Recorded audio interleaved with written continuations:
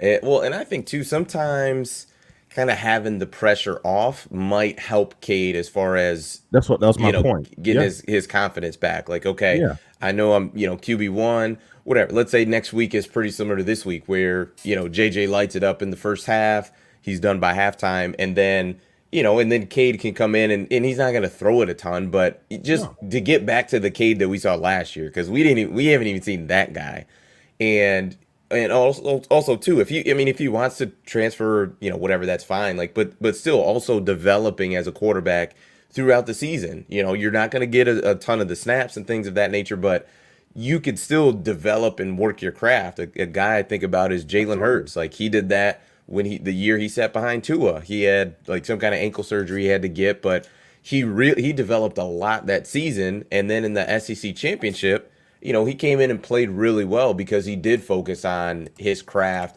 being a better quarterback, his reads, throwing the ball down the field. So it could still work out for the best for Cade as far in maybe it's not as the QB1, but you just never know. Maybe you put yourself in a better spot that after this season, if he does want to transfer or something like that, you just put yourself in a better spot. You're in a better headspace. Yeah. You're not just making a snap decision like, well, I lost a QB battle, I'm out, I'm leaving. So there's different routes this can go, but it doesn't have to be, we're throwing him out with the bathwater. You know what I Right. mean? The weight comes off your shoulders because you know what it is. Like this is it. This is how it is, and I just make the best of it. And I want to answer. Someone asked me a question. Go back up. I'll scroll up actually. Just because I don't think you see what I see, but Right. Exactly. I saw that, and I agree with that. I didn't use those words in particular, but yeah, the fans, anybody who booed Cade, like you guys need to really get that together. That wasn't right. You can have your guy, but any like to stop crushing the kid. He doesn't deserve that. So let's toast media. Dre, what do you think of the D line? I thought the D line was really good. Mike Morris, beast. He's a beast all day. Mendez talked about his size, his clear size advantage compared to the Hawaii offensive line. Um, yeah, that was great to see. I saw Anoma in there a couple of times. There was a sack, I believe that either Mike Morris had, and Anoma was late, but he was in on the play. He still seems to be in the mix at times. He's not getting a ton of snaps, but they kind of sprinkle him in there a little bit. Um, and so I think the D line looks good overall. They look good. They look strong. They look like they bring havoc. And as of now, they look more like a pass rush that's going to be by committee, a collective effort to cause problems back there. It doesn't seem like there's a superstar yet, um, but we'll see. It's a long season, and maybe one of these guys like Mike Morris or Smith can start to separate themselves and be one of those guys that you have to game plan for, or that can be a game wrecker, so to speak. But I agreed. tell you another from a secondary standpoint, I think DJ Turner looks really, really, really good. I mean, not only is he having playing having really good technique at the corner position, but he also is hitting hard. I think their tackling has been pretty good for the most part. So that's a positive sign to see as well. Um, but yeah, I think the D line looks fine. Mr. Civics, this is quite interesting. I said everyone was so fascinated with the zipping balls of JJ and not focused on the details. We can't win with the effort given today. Well, I think Mr. Civics, if I'm not mistaken, if I've been seeing his comments, it was not happy with the second and third team's performance in the second half. And what I would say to that is Hold on, before you say this. that, is Mr. Civics a Michigan fan or an Alabama fan? Because if that's what the comment for Alabama, I would absolutely agree.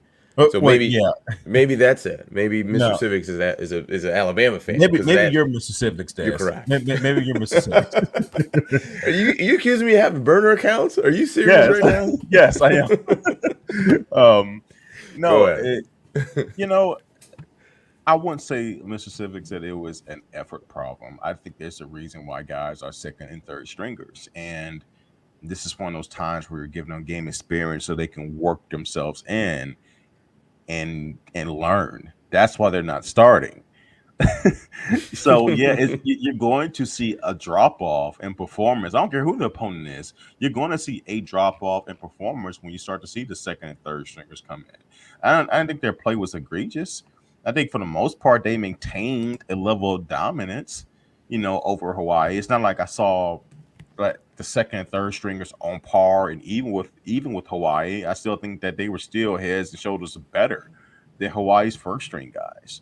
So, of course, you would love to see us put up. Well, we had 42 at the half, put up another 42, and win 84 zip. Fine, yeah, that'd be great. But I didn't. It wasn't like I put it this way, and compared to one of our rivals in Michigan State. It wasn't like Michigan State last week where they struggled with Western towards the fourth quarter. Like no, I thought overall that Michigan played a complete game, and it is what it is.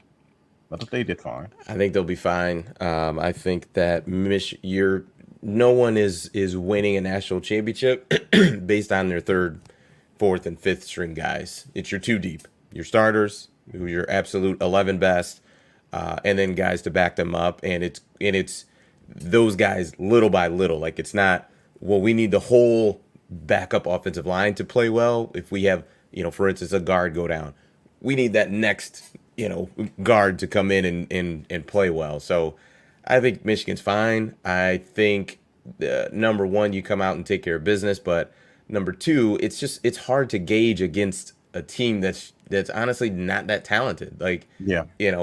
Timmy Chang's got a lot of work to do there at Hawaii. So I'm not quite sure you can gauge anything from a game like this outside of Michigan winning by 10. I think that would have been an issue, but Right. winning by 46 points, I'm just And there's at just the end not of too the much day, that they can.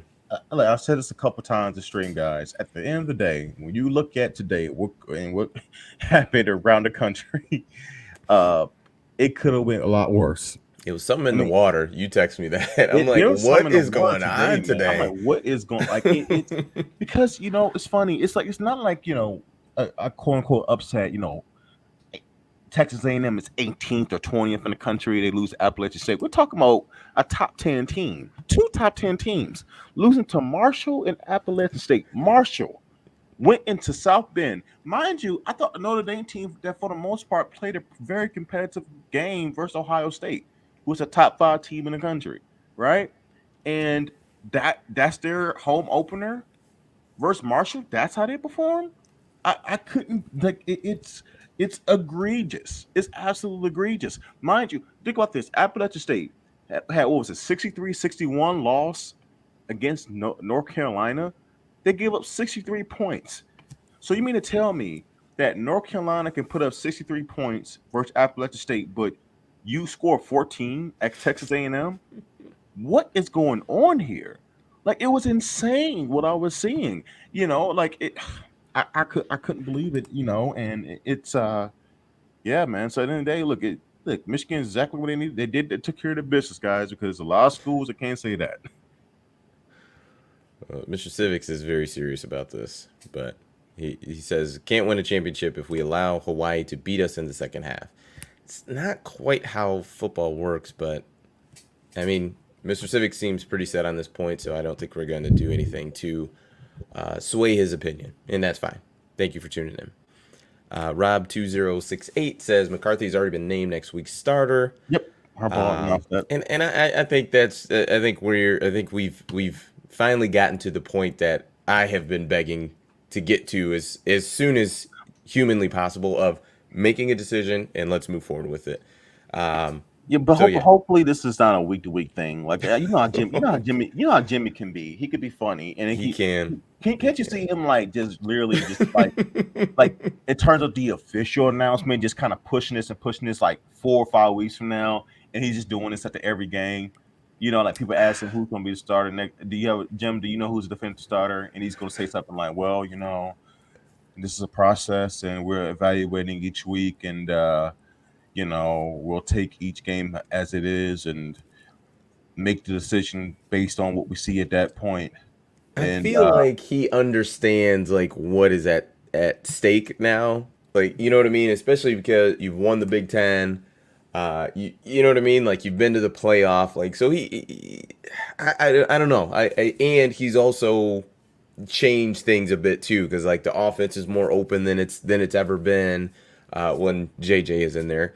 So no, I am holding out hope that the games and stuff are done and that we're just ready to rock and roll and move forward with JJ as the one. Because like I said on our Wednesday stream, and I repeat a lot of the same stuff, but because it doesn't change, like I need JJ to take as many reps with Roman Wilson, Ronnie Bell, Cornelius Johnson, as many reps with the ones as possible.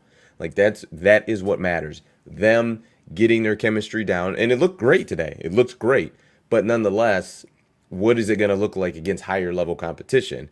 And I think it will still look good, but nonetheless, you want to consistently sharpen that, which is why guys practice as much as they do.